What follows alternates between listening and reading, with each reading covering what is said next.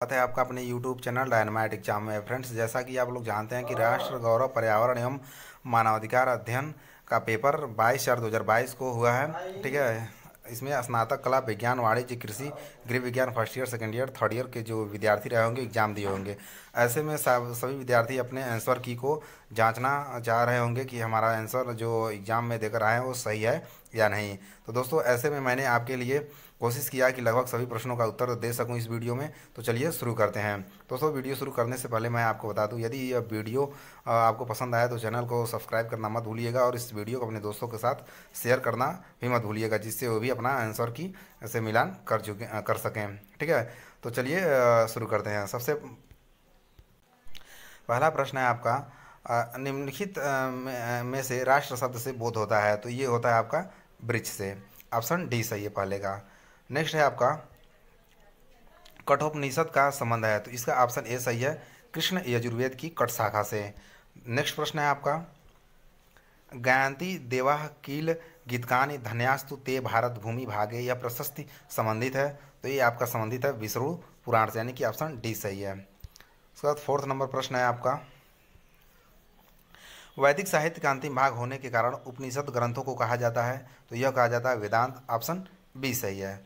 Next प्रश्न है आपका फिफ्थ नंबर प्रश्न है, निम्नलिखित में वेद का भाग नहीं है। तो ये आपका क्षत्रप नहीं है, बाकी संहिता और आरण्यक उपनिषद ये वेद के भाग हैं। उसके बाद सिक्स नंबर प्रश्न है आपका, भारत के राष्ट्र चिन्ह का बोध वाक्य है। तो भारत के राष्ट्र चिन्ह का बोध वाक्य है वो सत्यमेव जयते। ऑप्शन बी सही है। सेवन नंबर प्रश्न है, मैं उस प्रभु का सेवक हूँ जिसे अज्ञानी लोग मनुष्य कहते हैं, यह कथन है। तो यह कथन है ऑप्शन बी सही है, स्वामी विवेकानंद जी का। उसके बाद नेक्स्ट प्रश्न है आपका 8 नंबर प्रश्न है, चतुर्वर्ण मया सृष्टम गुण कर्म विभाग स गीता में यह कथन है। किसका है? ये कृष्ण का है। ऑप्शन सी सही है। उसके बाद 9 नंबर जो प्रश्न है, कृष धातु से व्युत्पन्न कृष्ट का अर्थ है जूते हुए खेत का, यह कथन है। फ्रेंड्स, मुझे ये इसका आंसर नहीं पता और मैंने गूगल पर सर्च करके कोशिश भी किया तो इसका आंसर मुझे नहीं मिल पाया। अगर आपको पता हो तो कमेंट बॉक्स में जरूर कमेंट करके बता दीजिएगा। और इसमें यह 10 नंबर प्रश्न है, राष्ट्र की शक्तियों का विस्तृत वर्णन हुआ है। तो ये हुआ है ऋग्वेद में। ठीक है फ्रेंड्स, उसके बाद हम देखते हैं अगर ये 11 नंबर प्रश्न, भारतीय चिंतन में राष्ट्र एक अवधारणा है। तो ऑप्शन इसका बताना है कौन सा है। तो ये गौरवास्पद है। ऑप्शन बी सही है। उसके बाद 12 नंबर प्रश्न है, अलवार भक्तों के पद संकलित हैं, किसमें संकलित है? वो विष्णु पुराण में संकलित है। 13 नंबर प्रश्न है, संस्कृत के अंतर्गत नहीं आता है। तो संस्कृत के अंतर्गत क्या नहीं आता है? आपका प्रशासन, यानी कि ऑप्शन ए सही है। 14 नंबर प्रश्न है, गोपा शब्द का मूल अर्थ है। तो गोपा शब्द का मूल अर्थ है पशुओं का रक्षक। ऑप्शन बी सही है। नेक्स्ट प्रश्न है आपका 15 नंबर प्रश्न है, ऋग्वेद में किस शब्द की आवृत्ति बार बार हुई है? तो ऋग्वेद में सबसे अधिक शब्द की आवृत्ति कौन सी हुई है? जन की, यानी कि ऑप्शन ए सही है। नेक्स्ट प्रश्न है आपका, नाट्य शास्त्र किसकी रचना है? तो नाट्य शास्त्र रचना है आपका भरत मुनि का। ऑप्शन डी सही है। उसके बाद उत्तर प्रदेश का लोकप्रिय नाट्य कला आपको बताना है कौन सा है। तो उत्तर प्रदेश का जो लोकप्रिय नाट्य कला है वो कौन सा है? आपका रामलीला, यानी कि ऑप्शन बी सही है। उसके बाद 18 नंबर प्रश्न है, निम्नलिखित महाजनपदों में कौन से महाजनपद में गणतंत्र प्रणाली प्रचलित थी? तो ये आपका वज्जी में। ऑप्शन डी सही है। उसके बाद 19 नंबर प्रश्न है आपका, चार वेदों में सम्मिलित नहीं है। तो चार वेदों में कौन नहीं सम्मिलित है? आपका आयुर्वेद। ऑप्शन सी सही है इसका। उसके बाद 20 नंबर प्रश्न है आपका, अजंता संबंधित है। तो आपको बताना अजंता किससे संबंधित है। ये सही है आपका, ये चित्रकला से। उसके बाद हम देखते हैं 21 नंबर प्रश्न, महाभारत विभक्त है। तो आपको बताना है महाभारत किसमें विभक्त है?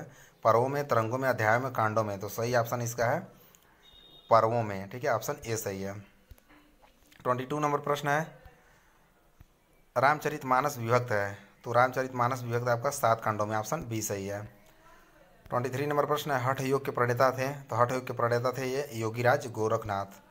उसके बाद 24 नंबर प्रश्न है, प्राचीनतम अभिलेख किस शासक के हैं? तो प्राचीनतम अभिलेख है आपका ये खारवेल का। 25 नंबर प्रश्न है, ऋण सिद्धांत में कौन समाहित नहीं था? तो ऋण सिद्धांत में आपको बताना कौन नहीं समाहित था? तो भूत ऋण। Option D. उसके बाद 26 नंबर प्रश्न है, निम्नलिखित में से कौन व्याकरण ग्रंथ नहीं है? तो ऑप्शन इसका डी सही है, मृच्छकटिकम, जो कि व्याकरण ग्रंथ नहीं है। बाकी ये तीनों व्याकरण ग्रंथ हैं। उसके बाद है आपका ऑप्शन 27 नंबर है, अभिज्ञान शाकुंतलम के रचयिता हैं, तो इसका सही आंसर है ऑप्शन बी, कालिदास। नेक्स्ट प्रश्न है आपका, निम्नलिखित में से कौन चिकित्सक नहीं थे? जीवा, सुश्रुत, धन्वंतरी, हरिसेन। तो ऑप्शन डी सही है, हरिसेन जो है वो कि चिकित्सक नहीं थे, बाकी ये तीनों चिकित्सक थे। नेक्स्ट प्रश्न है आपका 29 नंबर प्रश्न है, जैन धर्म के प्रथम तीर्थकर थे, तो जैन धर्म के प्रथम तीर्थकर कौन थे? ऋषभ नाथ, ऑप्शन ए सही है। 30 नंबर प्रश्न है आपका, मध्यम मार्ग का उपदेश दिया है, तो यह दिया था गौतम बुद्ध ने, ऑप्शन डी सही। उसके बाद 31 नंबर प्रश्न हम देखते हैं, महान गणितज्ञ थे, आपको बताना इसमें से कौन महान गणितज्ञ थे, तो ऑप्शन ए सही है, आर्यभट्ट। 32 नंबर प्रश्न है, रसायन विज्ञान के प्रणेता थे, तो रसायन विज्ञान के प्रणेता कौन थे? नागार्जुन, ऑप्शन बी सही है। उसके बाद 33 नंबर हम प्रश्न देखते हैं, चिपको आंदोलन मूल रूप से किसके विरुद्ध था? तो चिपको आंदोलन जो था वो वन की कटाई के विरुद्ध था, ऑप्शन नंबर बी सही है। उसका 34 नंबर प्रश्न देखते हैं, त्रिमूर्ति किसे कहा गया है? तो त्रिमूर्ति कहा गया ब्रह्मा, विष्णु और शिव को।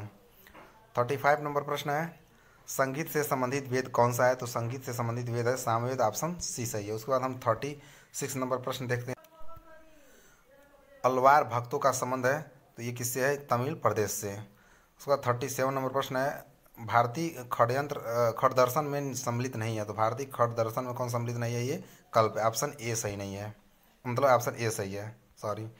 उसका 38 नंबर प्रश्न है आपका, चित्रकला का सबसे बड़ा संरक्षक कौन था? तो चित्रकला का सबसे बड़ा संरक्षक था जहांगीर, ऑप्शन सी सही है। 39 नंबर प्रश्न है, महाभारत के खंडों को कहा जाता है, तो महाभारत के खंडों को क्या कहा जाता है? पर्व, ऑप्शन डी सही है। फ्रेंड्स एक प्रश्न दोबारा रिपीट कर दिया है। उसके बाद 40 नंबर प्रश्न है आपका, गीता प्रेस जाना जाता है, तो गीता प्रेस जाना जाता है धार्मिक पुस्तकों के प्रकाशन के लिए, ऑप्शन ए सही है। उसके बाद 41 नंबर प्रश्न देखते हैं, विश्व पर्यावरण दिवस कब मनाया जाता है? तो विश्व पर्यावरण दिवस कब मनाया जाता है? ये 5 जून को मनाया जाता है, यानी कि ऑप्शन बी सही है। उसके बाद 42 नंबर प्रश्न है, प्रदूषण रहित ऊर्जा प्राप्त का सही विकल्प है, तो सौर ऊर्जा, पवन ऊर्जा, बायोगैस, उपरोक्त सभी, यानी कि ऑप्शन डी सही है, जो कि प्रदूषण रहित ऊर्जा प्राप्त करने का विकल्प है। उसके बाद 43 नंबर प्रश्न है, मोटर वाहनों द्वारा छोड़ी जाने वाले प्रमुख प्रदूषण है, तो यह है आपका कार्बन मोनोऑक्साइड, ऑप्शन डी सही है। 44 नंबर प्रश्न है, किस वृक्ष का पर्यावरण को दुश्मन कहते हैं? तो यूकेलिप्टस को पर्यावरण का दुश्मन कहते हैं। 45 नंबर प्रश्न है, वायुमंडल की किस परत को सुरक्षा परत के रूप में जाना जाता है? तो वायुमंडल के ओजोन परत को सुरक्षा परत के रूप में जाना जाता है। उसके बाद 46 नंबर प्रश्न हम देखते हैं, ऑप्शन है 46 नंबर प्रश्न है आपका, घेंघा या गलकंड रोग किसकी कमी से होता है? तो ये होता है आयोडीन की कमी से, ऑप्शन ए सही है। 47 नंबर प्रश्न है, विटामिन ए की कमी से होने वाला रोग है, तो विटामिन ए की कमी से होने वाला रोग रतौंधी है, ऑप्शन सी सही है। उसके बाद 48 नंबर प्रश्न हम देखते हैं, सूर्य में ऊर्जा का निर्माण का कारण है, तो जो सूर्य में ऊर्जा का निर्माण होता है किस क्रिया के कारण होता है? तो ये नाभिकीय संलयन, यानी कि संलयन, ऑप्शन बी सही है। 49 नंबर प्रश्न है, एलपीजी का विस्तृत रूप है, तो एलपीजी का विस्तृत रूप है लिक्विफाइड पेट्रोलियम गैस। 50 नंबर प्रश्न है, प्रकाश संश्लेषण के दौरान सौर ऊर्जा का परिवर्तन होता है, तो किसमें होता है? ये रासायनिक ऊर्जा में, यानी कि ऑप्शन डी सही है। फ्रेंड्स इस तरह हमने इसमें 50 प्रश्न बता दिए। अब नेक्स्ट 51 नंबर प्रश्न देखते हैं, सीएनजी का विस्तृत रूप है, सीएनजी का विस्तृत रूप है कंप्रेस्ड नेचुरल गैस। 52 नंबर प्रश्न है, ऊर्जा संकट का समाधान है, तो ये वैकल्पिक ऊर्जा का स्रोत है, जो कि ऊर्जा संकट का समाधान है। उसके बाद 53 नंबर प्रश्न देखते हैं, पारिस्थितिकी विज्ञान केंद्र स्थित है, तो इसका ऑप्शन सही है, सी बेंगलुरु में स्थित है।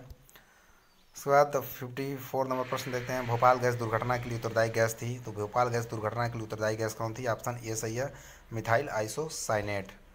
उसके बाद 55 नंबर प्रश्न देखते हैं, पर्यावरण प्रयोगशालाएं स्थापित करने का अधिकार है, तो ये अधिकार है किसको? केंद्र सरकार के पास। 55। उसके बाद हम देखते हैं 56 नंबर प्रश्न, ओजोन परत के संरक्षण के लिए वियना समझौता कब हुआ था? तो ये हुआ था 1985 में, ऑप्शन सी सही है। 57 नंबर प्रश्न है, फ्लोराइड प्रदूषण आमतौर पर प्रभावित करता है, तो ये प्रभावित करता है दांत को, ऑप्शन डी सही है। उसका 58 नंबर प्रश्न है, कोशिका का पावर हाउस है, ये ऑप्शन बी सही है, माइटोकॉन्ड्रिया। उसके बाद 59 नंबर प्रश्न है, मशरूम एक प्रकार का है, तो क्या है? फफूंदी, ऑप्शन सी सही है। 60 नंबर प्रश्न है, निम्न में से कौन सा फल विटामिन सी का अच्छा स्रोत है? तो ये ऑप्शन बी सही है, संतरा। उसका 61 नंबर प्रश्न देखते हैं, 61 नंबर प्रश्न है, जल में घुलनशील विटामिन है, तो इसका ऑप्शन सी सही है, विटामिन बी एवं सी। उसके बाद 62 नंबर प्रश्न है आपका, ओजोन परत मानव की सुरक्षा करता है, तो किससे करता है? यूवी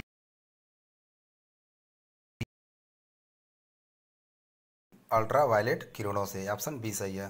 उसके बाद हम देखते हैं 63 नंबर प्रश्न है आपका, ग्लोबल वार्मिंग का मुख्य कारण है, तो ग्लोबल वार्मिंग का मुख्य कारण है कार्बन डाइऑक्साइड।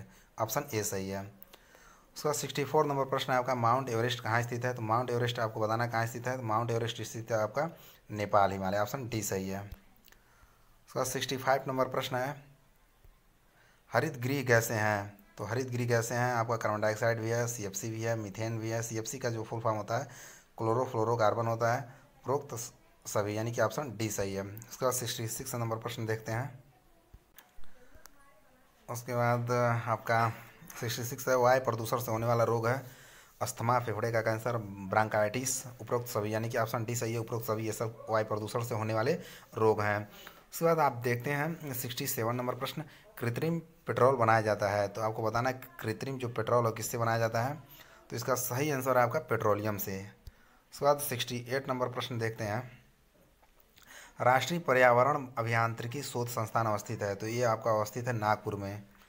उसके बाद नेक्स्ट प्रश्न है आपका 69 नंबर प्रश्न है, निम्नलिखित में से किस गैस को प्राणवायु कहते हैं, तो ऑप्शन सी ऑक्सीजन को प्राणवायु गैस कहते हैं।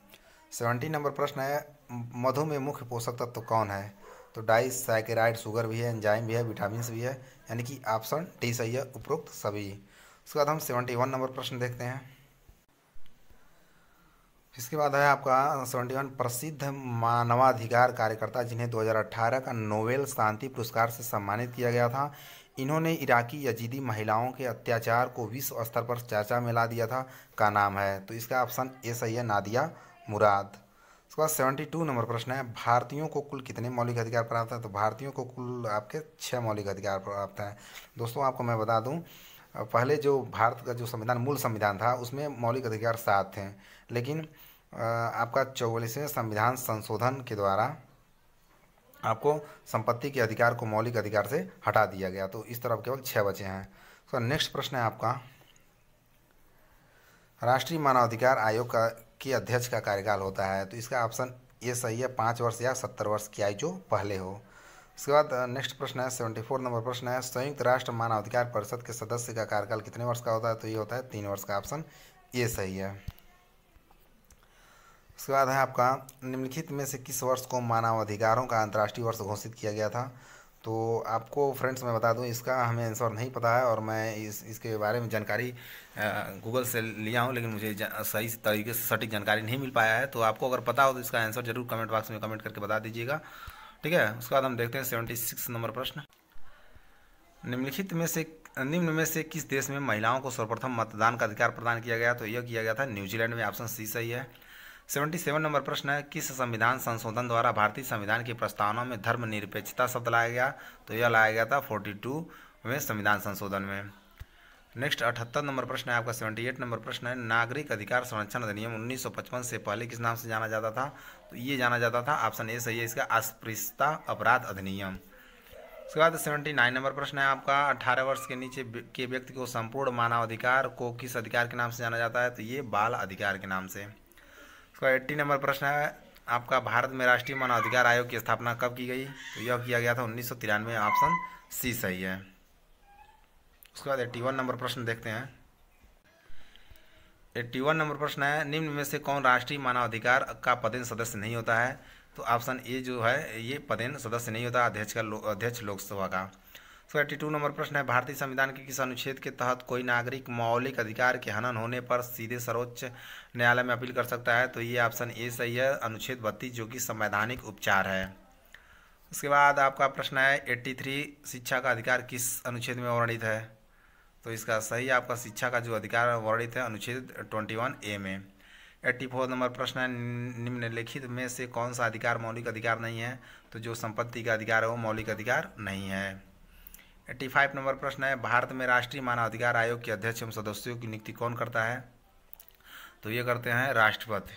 उसके बाद 86 नंबर प्रश्न है आपका, राष्ट्रीय मानवाधिकार आयोग अपनी कार्रवाई का प्रकाशन कब करता है, तो ये करता है वार्षिक रिपोर्ट में। ऑप्शन ए सही है। उसके बाद 87 नंबर प्रश्न है आपका, राष्ट्रीय महिला आयोग की स्थापना भारत में कब किया गया था, तो यह किया गया था, ऑप्शन सी सही है, 1992 में। उसके बाद 88 नंबर प्रश्न है, मौलिक अधिकार के बारे में कौन सा कथन सत्य है? तो ऑप्शन ए सही है, यह न्यायालय में वाद योग्य है। ऑप्शन ए सही है। उसके बाद 89 नंबर प्रश्न है, भारतीय संविधान के अनुच्छेद 21 में प्रावधान है? तो प्रावधान है आपका सी, प्राण और दैहिक स्वतंत्रता का अधिकार। 90 नंबर प्रश्न है आपका, 90 नंबर प्रश्न है, निम्नलिखित में से कौन सा गलत है? तो ऑप्शन जो सी है, मानवाधिकार अन्योन्याश्रित लेकिन पदानुक्रमित है, ये मेरे हिसाब से यही गलत है। ठीक है। उसके बाद हम देखते हैं 91 नंबर प्रश्न फ्रेंड्स, मौलिक अधिकारों की निम्नलिखित श्रेणियों में से किस एक में अस्पृश्यता का उन्मूलन शामिल है? तो ये आपका समानता का अधिकार है, जो कि 14 से 18 तक आता है अनुच्छेद, उस ये आपका ऑप्शन बी सही है। उसके बाद 92 नंबर प्रश्न है, सामूहिक अधिकारों की धारणा में शामिल नहीं है? तो ये ऑप्शन सी सही है, आत्मनिर्णय का अधिकार। उसके बाद 93 नंबर प्रश्न है, भारत के संविधान के अनुसार आपातकाल के दौरान निम्नलिखित में से कौन से अधिकार को छीना नहीं जा सकता? तो ये प्राण का अधिकार जो है ऑप्शन सी नहीं छीना जा सकता। उसके बाद नेक्स्ट प्रश्न है आपका 94 नंबर प्रश्न है, भारतीय संविधान के किस भाग में मूल अधिकार निहित है? तो ये आपका ऑप्शन बी सही है, भाग 3 में, यानी कि ऑप्शन बी सही है। उसके बाद 95 नंबर प्रश्न है, संयुक्त राष्ट्र महासभा द्वारा मानवाधिकारों की सार्वभौमिक घोषणा की गई? तो यह किया गया था 10 दिसंबर 1948 को। उसके बाद नेक्स्ट प्रश्न है 96 नंबर, हम प्रश्न देखते हैं। 96 नंबर प्रश्न है, कौन राष्ट्रीय मानवाधिकार आयोग के सदस्य के रूप में नहीं हो सकता है? तो जिला न्यायाधीश, यानी कि ऑप्शन ए जो है सही है। उसके बाद 97 नंबर प्रश्न है आपका, भारतीय दंड संहिता के किस धारा के तहत महिला के साथ घरेलू हिंसा पर दंड का प्रावधान किया गया है? तो ऑप्शन ए सही है, धारा 498 क। उसका 98 नंबर प्रश्न है, भारत सरकार ने दिव्यांगों को सरकारी नौकरियों में अवसर की समानता हेतु कितने प्रतिशत सीटें आरक्षित की हैं? तो यह किए हैं 4% सीटें आरक्षित की हैं, ऑप्शन ए सही है। उसके बाद 99 नंबर प्रश्न है, अल्पसंख्यकों के भाषा लिपि संस्कृति के संरक्षण का अधिकार भारत संविधान के किस अनुच्छेद में वर्णित है? तो यह वर्णित है अनुच्छेद 29 में। ठीक है, ऑप्शन डी सही है। उसके बाद 100 नंबर प्रश्न यानी 100वां नंबर प्रश्न है आपका, मानवाधिकार दिवस कब मनाया जाता है? तो मानवाधिकार दिवस मनाया जाता है आपका 10 दिसंबर को। फ्रेंड्स, हमने इस तरह 100 प्रश्नों का लगभग जवाब देने का कोशिश किया है। आपके कितने नंबर सही हो रहे हैं आप जरूर कमेंट बॉक्स में कमेंट करके बताइएगा, और इस वीडियो को अपने दोस्तों के साथ शेयर करना मत भूलिएगा। अगर चैनल पर नया है तो चैनल को सब्सक्राइब जरूर कर दीजिएगा। धन्यवाद।